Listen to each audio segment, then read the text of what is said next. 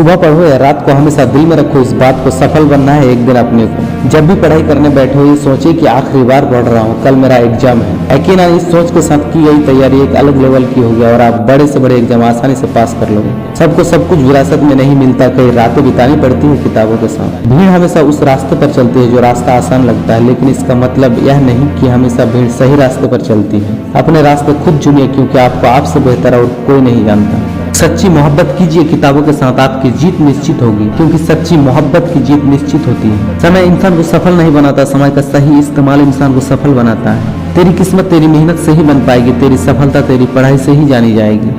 शिक्षा कभी भी व्यर्थ नहीं होती, भले ही वो किसी भी तरह ग्रहण की गई हो। सामने हो मंजिल तो रास्ते न मोड़ना, जो भी हो मन में वह सपने मत तोड़ना।